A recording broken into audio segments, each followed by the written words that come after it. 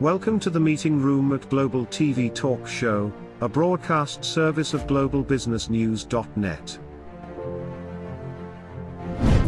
This episode from the meeting room of Global TV Talk Show is brought to you by The Bridge School, the accredited international online private school of choice, at bridgek12.org. Porch Light Rental and Destination Services.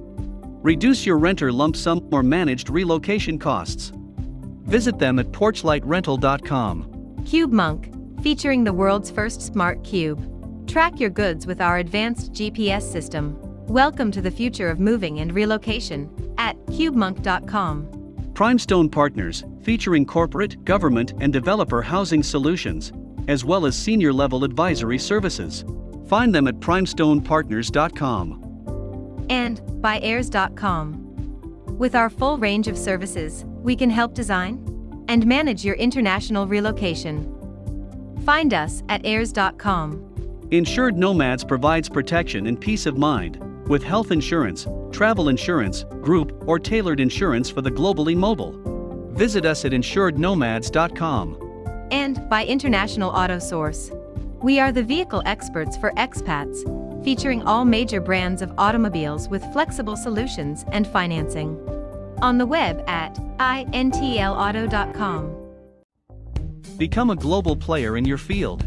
Cross Culture to Go provides virtual support for your global business and career success.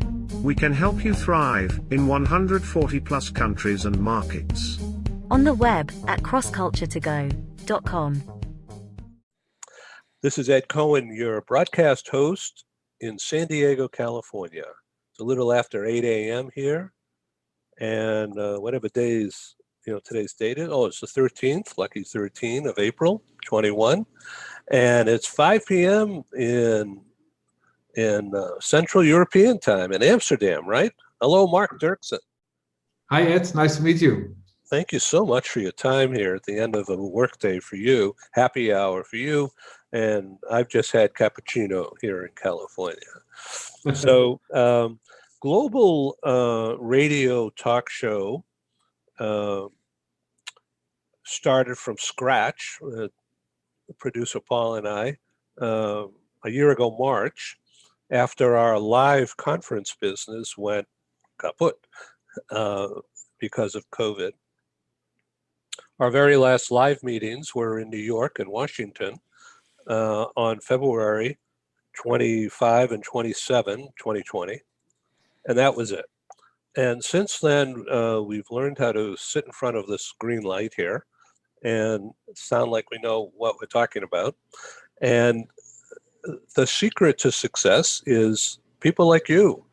You know what you're talking about, so it makes my job really easy. And so I really welcome you. So just a little bit about us, so you and the audience are up to date. Google Analytics has been tracking our progress, our reach, if you will, audience reach, since 2003. And since then, they say there's been a little over 1.2 million reader page views from over 100 countries. And more relevant is the Google Analytics report just issued as of this past April 5, going back to January 1, 21. Google Analytics said that the site has had 20,207 reader page views between January 1 and April 5.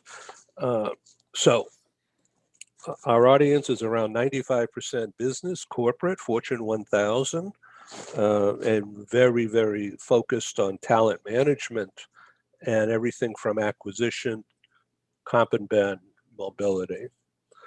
So having the right people in the right place at the right time, at the right price is talent management, right, Mark? It is, absolutely. Yeah, so it's the same in Europe as it is here, correct? Yes, I would say so.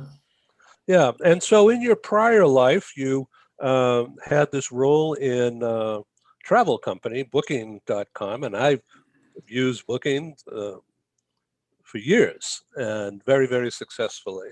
And so I'm very, very familiar with that. So now with Uber, why don't you just describe briefly the scope of your role, your title, and what the scope of your responsibility is today, and what you think it could be a year from now? Yeah, I'm interested about that myself, actually. I'm just a week in with Uber now, so I have to look at how the role will look like, how it will evolve. If I compare it to my role that I know very well, of course, with Booking, it was really head of the global mobility team. You deal with all the global assignments, but a big part of the moves was relocation to the Netherlands because of the headquarters in Amsterdam. With Uber, that will be different because the headquarters are in the States. So my role will therefore, that I have now, will focus on EMEA and APAC. So that's a different for me. And it's also more focus on talent. So there can be internal mobility applicable, which was not the case with Booking, but it was always a passion of mine to get more involved into the talent business because it's so, back to back with the mobility. Okay, so internal mobility, I've been reading a lot about that, which is very, very different than the old-fashioned relocation. Yes. Tell us from your view what internal mobility means. Yeah, so internal mobility, I think what I've seen in other companies as well. So when I look a bit further back, and I was working with Arab in London, that was also a company that grew quite fast. And it was a company where everybody knew each other. So when there was a big project coming up, you give someone a tap on the shoulder and you work with him on that project. And with companies now, same for Booking, same for Uber, there is enormous growth. So how do you keep track on your talent? Where are they? So you need to build pipelines on what is the skills that you have in-house and where are they situated.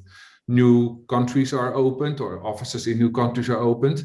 If you then are able to move the right talent to the right places at the right time, I think that's an enormous win to the company, any employees, because there is now not only, or at least, everyone wants to grow, but they often look at a promotion, and now there are much more ways to look at. You can go to the left, go to the right, go to a complete different direction in your own career. Okay, so virtual assignments impacting the world of relocation. It's a no-brainer to me that it'll be a hybrid situation, whereby I could sit here in San Diego, California, and actually do some work on assignment in Europe or in Dubai. It's just time zone crazy, but it can be done.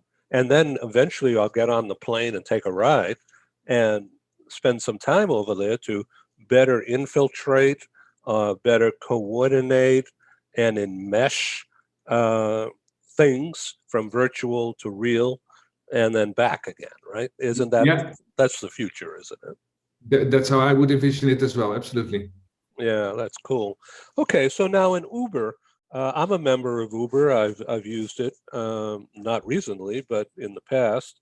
From my condo in downtown San Diego to the airport in San Diego is 1.5 miles.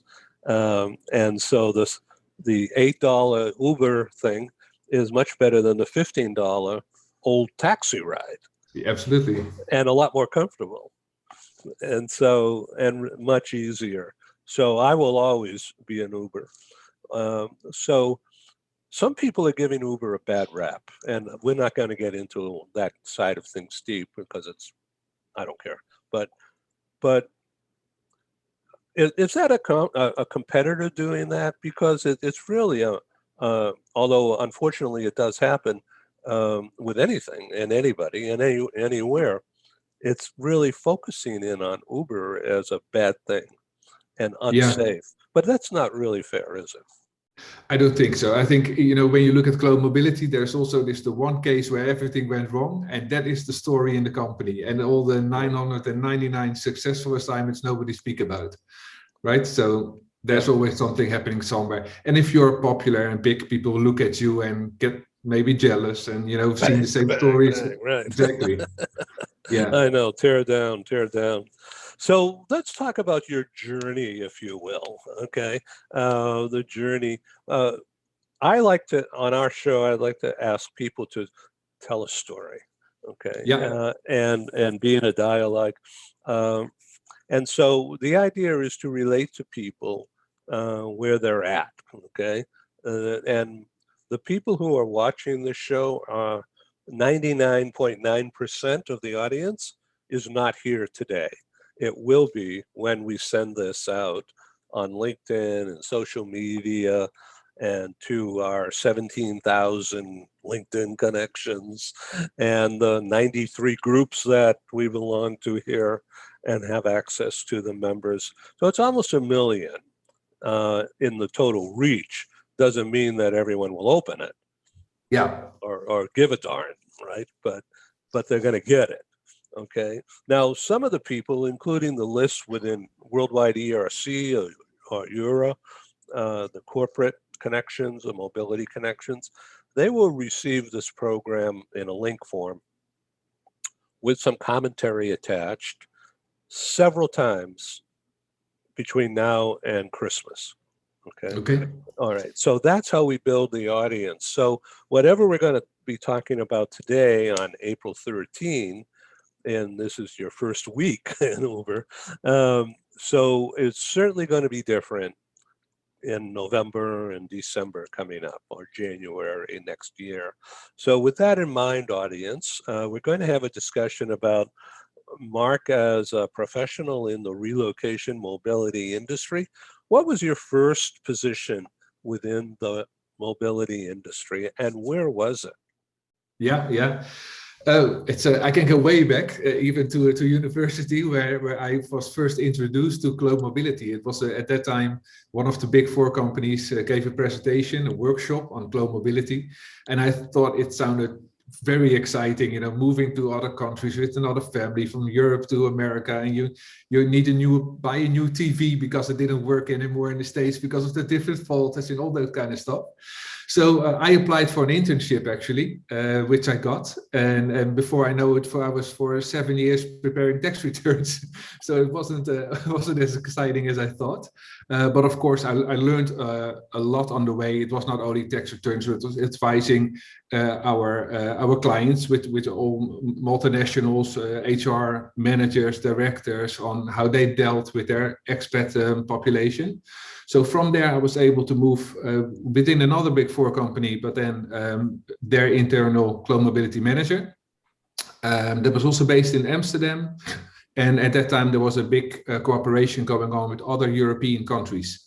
And they wanted to make the other Eastern European countries also attractive for the Dutch people to move into, and the other way around. Because if you ask someone in Amsterdam, where do you would like to go to for an assignment, it was London or New York. You know, those are the only two flavors. So I worked on that, wrote different programs also to get younger talent to move into those countries and see what it's like to meet different cultures and share best practices. That went very well. And then Unilever came along. They were setting up a new mobility program. It was first decentralized, and now they want a centralized program from their head office in Africa. That was in Durban, South Africa. So I think I always say I filled the biggest gap in my CV at that time, because then I wasn't only advising expats, but I was becoming an expat. So that was my first step. Just married, just a little baby, going to South Africa and see what it is there, and I completely loved it. It was a great country, an enormous learning curve that you go through as an expat. You're also suddenly part of an expat population in a country where you need to get your head around and also try to meet as much of the local population. Very different kind of management styles I needed to learn. So yeah, enormous peak in my learning curve. So did that also for 3 years. And then I moved to London to work with Arab engineering company. Okay, and we have here your LinkedIn page. Yes, oh, there they all are. Yeah, from Unilever to Arab. and now at Uber. Yeah, and with Arab, it was also great, completely different setup, and also what was great for me there were all the network opportunities that happened in London. There were so many seminars being set up. There were so many opportunities to travel to Europe and meet other people. So from a network perspective, that was awesome. I couldn't even dream of that or think about it in South Africa. So the Arup, that's an engineering company, right? Correct. Yeah, they're famous for, well, the most famous for, I think, for the Sydney Opera House they built, and multiple other huge projects around the world, including the Shard and the what is it more? A lot of buildings and infrastructure in London as well. Yeah. Okay, that's really interesting. So when you were just with Booking, was there a lot of relocation, and who would be moved before COVID? What kinds of people would be moved? So with Booking as a tech company, a lot of tech people, but Booking also, of course, is a company that evolved and grew immensely quickly. So like 10 years ago, Booking was hiring engineers from India, young people on their first job. But now, as a market leader, the top is also getting bigger. So now we are not hiring only junior people, they're also hiring vice presidents from Silicon Valley. So different approach in that was also very much needed. Oh, that's interesting. Now in Uber, what's it look like? You're not going to move drivers. It's other. No. Probably not. No, so to be honest, I don't know yet. It's really it's week 4. It's week 1. It's working day 5, 6. Yeah. So for me, it's now trying to read all the policies, what's going on, doing the trainings. What does it mean to have a San Francisco headquarter-based company to work for? Meeting all my new teammates, stakeholders. So I really can't tell much on how does it look like. Yeah. So the relocation, the mobility management from a European point of view is something which Uber has not really had in the past, right? Yeah, I think they're mainly, of course, the big head office in San Francisco. Now there is a European head office in Amsterdam, so that's growing as we speak. Yeah, well, good for you. And you're going to set up in China or be Hong Kong? The current APAC head office is in Singapore. Singapore, okay, yeah. Good. Yeah. So so Singapore it's a large city, but it's not LA or Amsterdam. It's a small island, right? Yeah, it is. Or the tip of a peninsula, right? And looks out on the straits, right? So so it's a taxi company. Yeah, you could say so. Yeah. So but in other areas, of course it's not. It's a bigger area.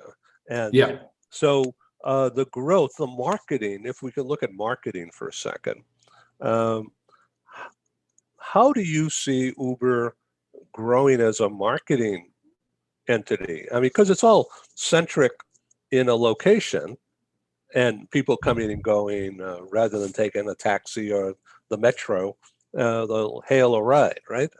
Call in, for a phone ride on Uber, right? Yeah. And so that's where the growth is. And so it's the tech background that the company, Uber's a tech company.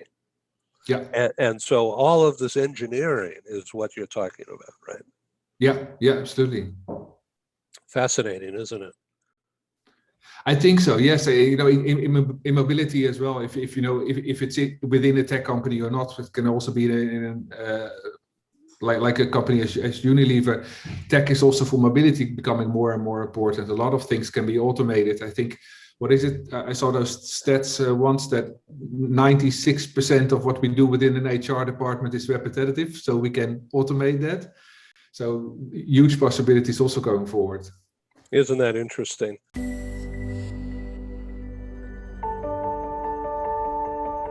Something that's really neat is that the Bridge School partners with various organizations to provide learning for their students. For example, we partner with a major ballet company, and we are able to enroll several of their students into our school. So now not only is the student able to participate in a school and have a seamless transition while they're very active in their ballet career, but now they have other dancers that are with them that are doing some of the same courses. So it's almost becoming a camaraderie where they're taking similar courses, they're working together on their ballet, and really being able to form this great partnership with these organizations to provide a needed service. A lot of times there are student athletes who will spend hours and hours at the gym or at the basketball courts, wherever it is. And if they're attending a traditional school, they're in school from 8 to 3. They get a quick snack, and then they're at the gym for 3 to 4 hours in the evening. Coming to us and having that partnership, they're able to break that up throughout the day. They can have a morning practice, get some schooling in, have an afternoon practice, finish their schooling in the evening. So there's that flexibility. And additionally, if there are tournaments or performances, it's fantastic because if there's a week where they have shows straight through, they can take that week off of learning and then pick back up when they're done. So it offers this great flexibility. And for the program owners of these sports leagues, it is a win-win situation for them because they see this need. They see this need that their students need to make sure that they are obtaining the grades necessary to be successful adults in our country and in other countries. But it provides them an environment where they can be successful at both.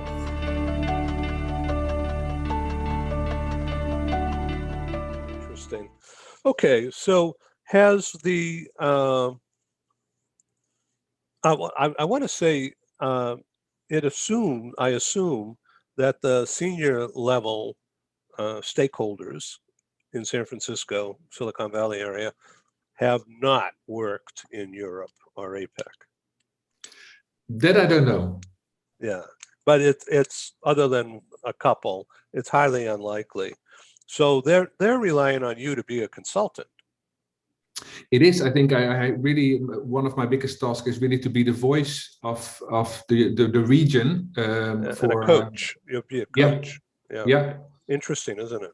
Yeah, absolutely. I'm really trying to get my head around that as quickly as possible at the moment. But it's exciting. Well, I wish you well on that. Okay, so in your own personal journey, in dealing with the relocation industry, the mobility industry, and of course everybody wants a piece of you.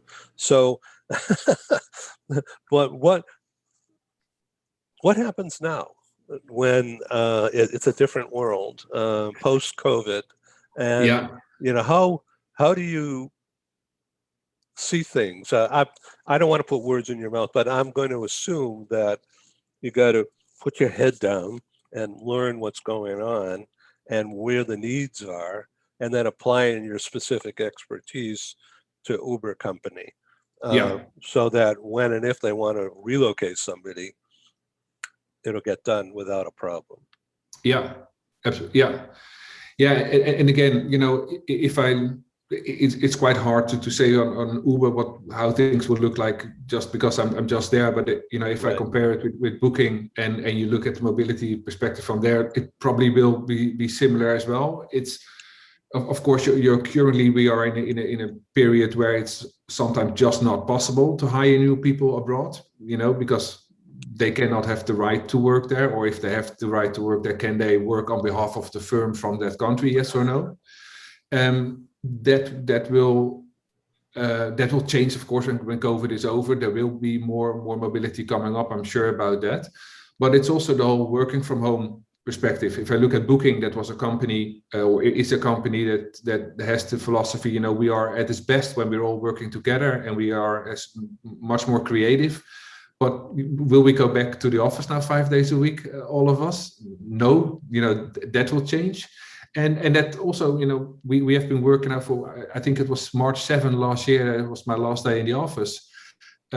So we also realize now the advantages and the disadvantages of working from home or working from other countries. Is it always needed to move so many people to the head office? Maybe we can set something up in a tax corporate legal way where it's possible to work from those other countries. So yeah, then talent management becomes in place again, and international mobility maybe less. So there's a lot of, I don't think it's a bad thing happening to mobility. I think they're just getting more opportunities there for mobility also to provide, you know, their advice as a true business partner to the business, instead of just moving people from A to B, how, you know, we are sometimes seen. And I see that it will get more complicated, but with the application of artificial intelligence and just new connectivity and the app, for instance, the vaccine passport idea. Yeah. Okay. I would assume that Uber company will have some kind of a policy that if you haven't been vaccinated and can prove it, never mind wear a mask, okay? In addition to wearing a mask, you can prove you had the vaccine, okay? You're not getting in my car, right? So that is, you know, drastic, but yeah, that could come. Good. Yeah. I think, you know, the countries, the governments will set the sort of standard, I think, as well for how companies should deal with it. And the technology is what we're getting at here.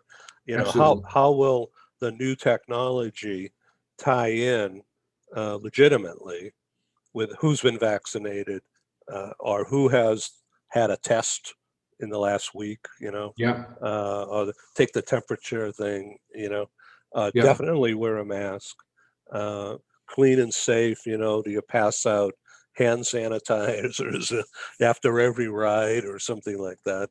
I mean, it's really strange when you think about it, but it's necessary. It is, yeah.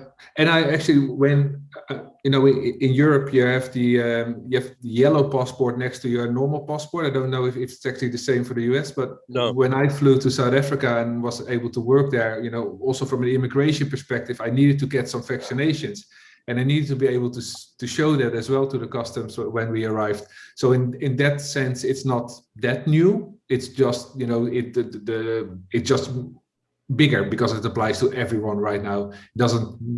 It's more than going to another country. It's going to the supermarket. It's getting into an Uber. It's getting, you know, to the cinema.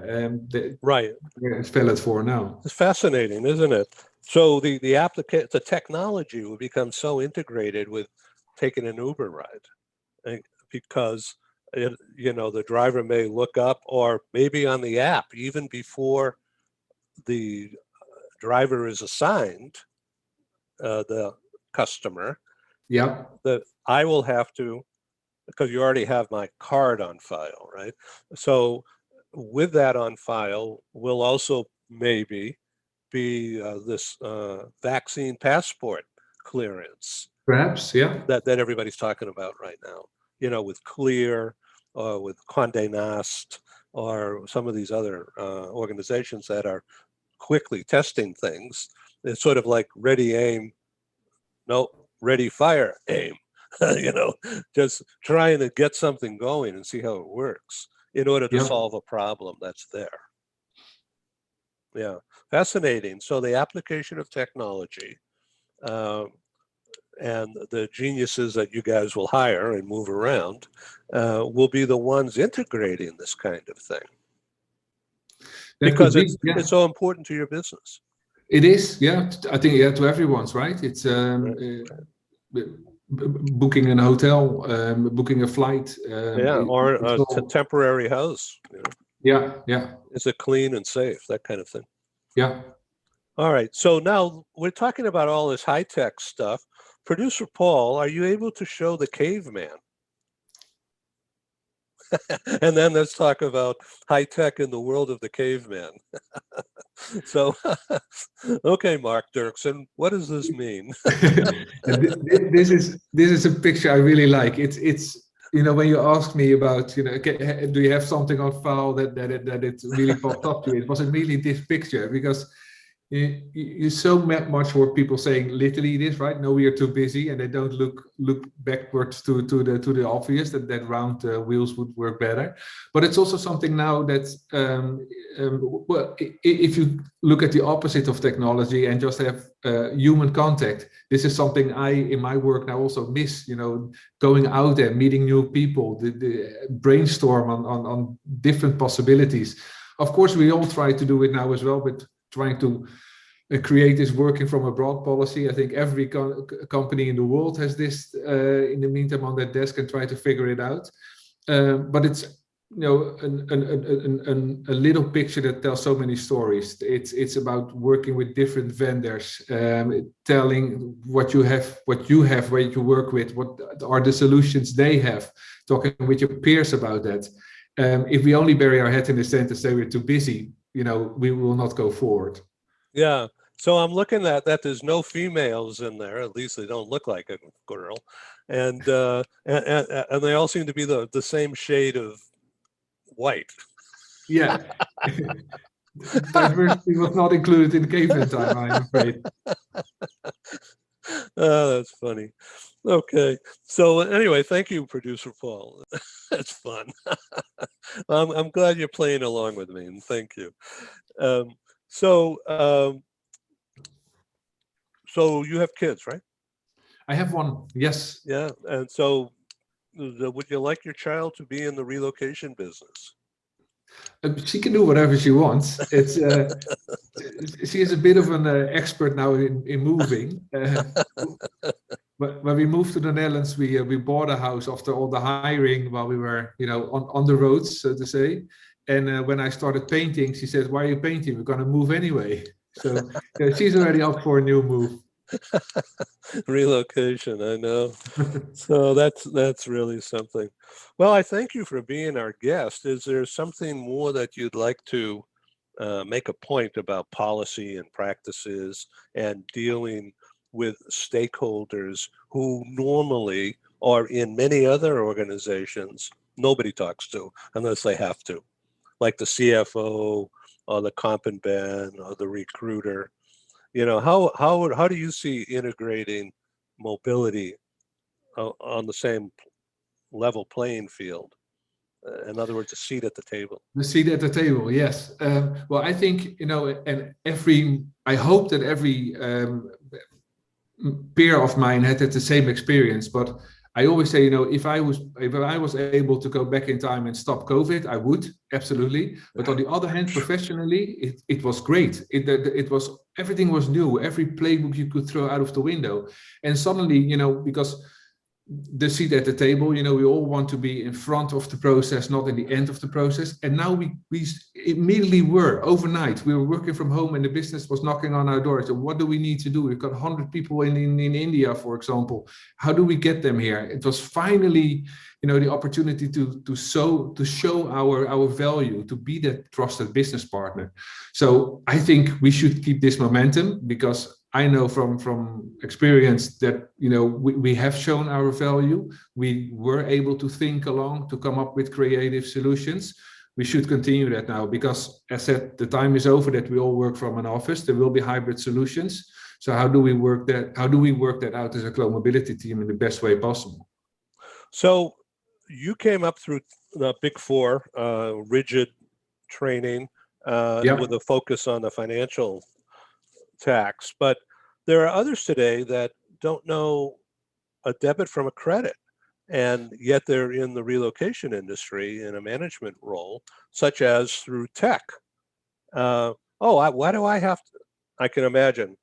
Why do I don't care about compliance. Let somebody else deal with it. I just want to make sure everything fits together and we can measure ROI on the assignment somehow. Yeah. I'm sorry, what is your question, Ed? Well, I'm not sure, but the growth of people into the industry despite COVID or as a result of COVID you don't have to come from a tax background, but it's certainly nice to learn all that. Yeah. You don't But- have to care about immigration, but it's nice to know that you have a contact who knows what they're talking about. Absolutely. It's, I think traditionally, when you look at my generation and going into mobility, they often had a tax background. That is also not the case always anymore. I've seen people coming into my team from recruitment, from other HR departments. And I think it's also very good to realize what I always am happy to stop the tax questions when I think, okay, I know so much, and now we go, to our partners to help you further with this. Which I is know smart. just enough to say to hand it over. Enough. So, Yeah. yes. Great. All right. So, is there anything you'd like to ask me, or make a closing comment, Mark? I really enjoyed our time together. Thank you for inviting me, Ed. It was very interesting to speak with you and being part of this program with impressive numbers behind it. What I wanted to ask you, I don't know exactly your background in the relocation industry and how do you got there? Yeah, okay. I'll give you a quickie here because it goes back a long and winding road with peaks and valleys. Yes. And so a very long time ago in Boston, Massachusetts, and I'm here now across the country in San Diego, California. But I developed and then published a relocation guidebook to help recruiters recruit tech people into Greater Boston at the time of a very long time ago, when Harvard and MIT and some of the other universities in Boston were getting involved in the very early stages of the internet before it was called the internet.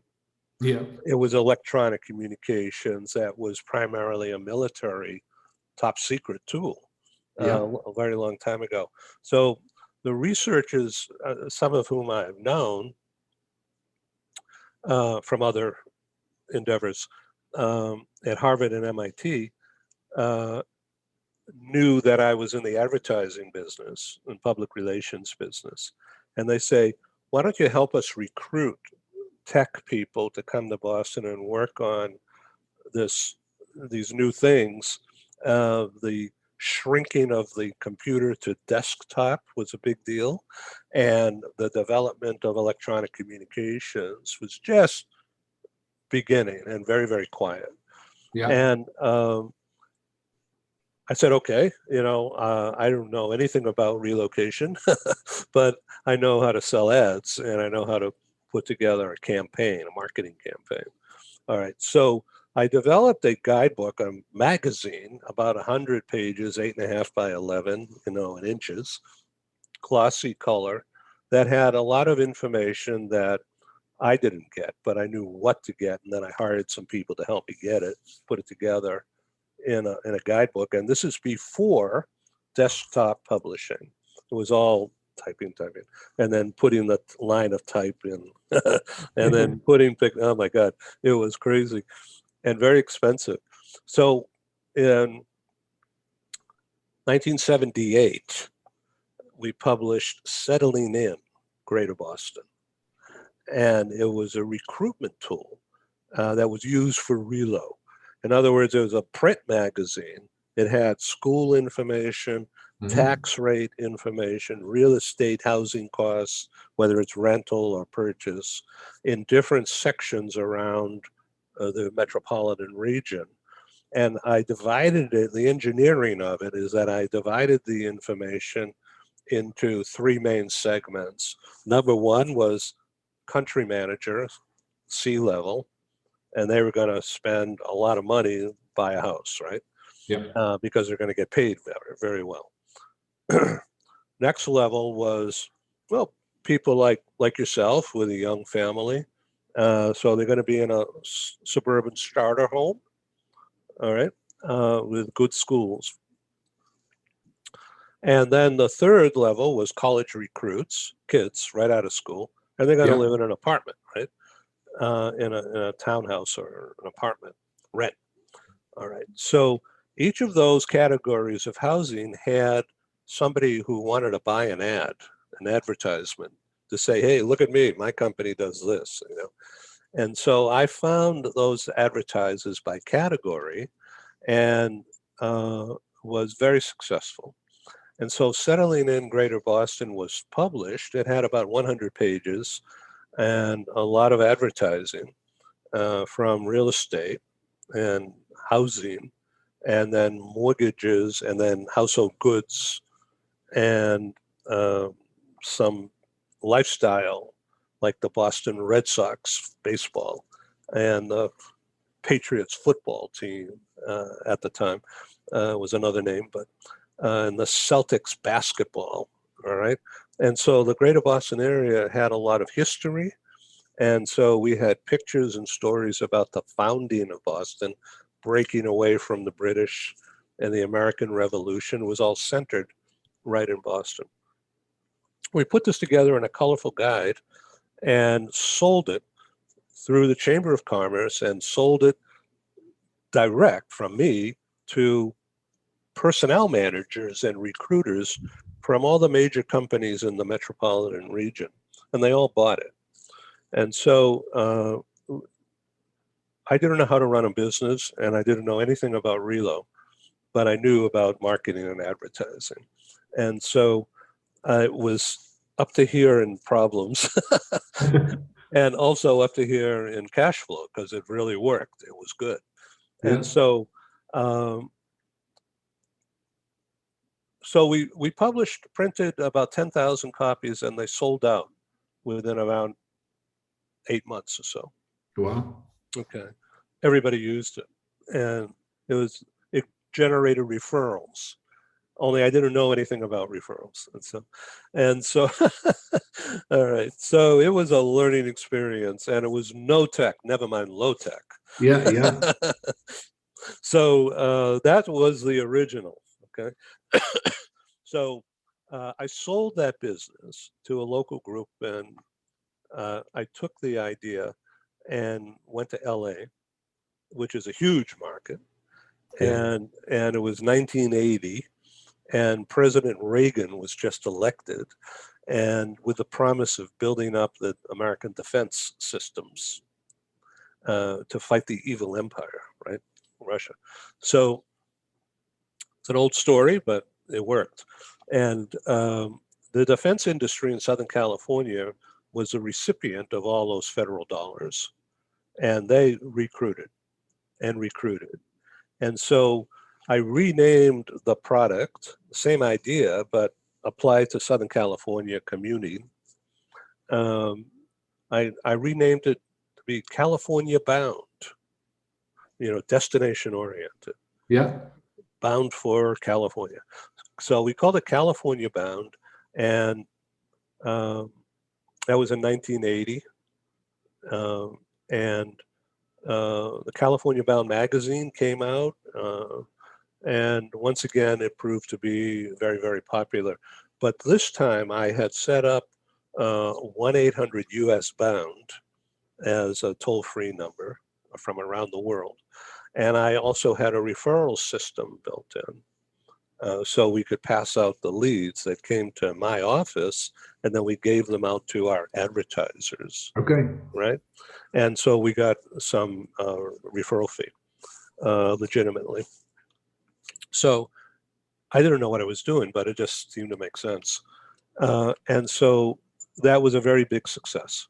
Yeah. And the companies that used us were Paramount Pictures and 20th Century Fox, all right, as well as Boeing and Raytheon and Northrop Grumman and Ernst & Young and Bank of America and Chevron Oil and Apple Computer in the early days. So as a matter of fact, Apple Computer came to us and said, we're going to give you this mini computer. We call it, I forget what we called it, but it was the original desktop Mac, the Mac, right? And they said, we want you to try our systems of producing your layouts, your magazine layouts, on the desktop, no paper, no typesetting. We'll show you how to use the mouse. Okay? Yeah.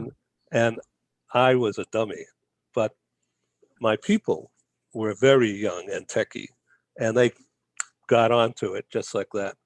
So the California Bound was produced on the Mac.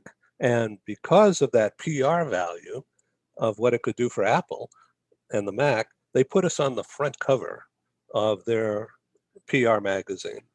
I forget what it was called. I think it was Computer World or something like that, or Yeah. Mac World. And there we were. So the thing just took off, and it was a really big success in the early 80s. And then I produced a training conference, which was really a networking event, with the LA Chamber of Commerce hosting us, paying for it, in return for me getting them new members from my community, right? And so I said, that's a deal. So I put together a program which I emceed, and my speakers were from Chevron and Apple and Paramount Pictures and some others about how they used the magazine. Yeah. And then I had people like real estate brokers and some lenders, mortgage lenders, and apartment communities who are advertisers about how they used it and helped people get familiar with the communities. I didn't know what services, really, destination services was, other than, here, you take care of it. I'm done. And so anyway, all that started. So that was in October of 1984, my very first conference in downtown LA. And so we had about 200 people come. And it was good. And so then we started doing them frequently. And we did one in San Francisco and in Silicon Valley. And then we did one in Phoenix, Arizona. And we did one in Chicago. And then we did one in New York. And, but, California was our base. And, all right. And so our very first international meeting didn't happen until outside of the US. It happened in London. And it was in November of 97. Okay. Right? Yeah. And it was a big hit. And then we did a Paris meeting in 99, in November of 99. And one of our sponsors was a wine producer. And they said, we'll fund your reception and bring in cheese and our wine in return for the PR value, right? All right, okay. So we had a rock and roll band, and we had wine and cheese, and we had like 500 people. And then this was we partied like it was 1999. So it's been so I'm talking about the peaks, everything is good. Yeah, it's very interesting there. Yeah. So that's our basic foundation. All right. And so here we are, no more live meetings, maybe in the fall, in October, November. Yeah. And we've had 2 shots. So I recommend it very strongly, quickly. Yeah. And don't be afraid of it, and just get it done. You'll feel liberated. And so anyway, I really appreciate you listening, and I hope this has been helpful to you. Absolutely. Thank you very much. Yeah. Okay. Thanks. Mark, please come back again and give us an update in, say, June or July. Cool. Would be happy to. Great. Thank you. All right. That's Mark in Amsterdam, and I'm Ed in San Diego. Ciao. Bye-bye. Bye-bye. Thank you for joining us in the meeting room at Global TV Talk Show. Have a wonderful day, and stay safe.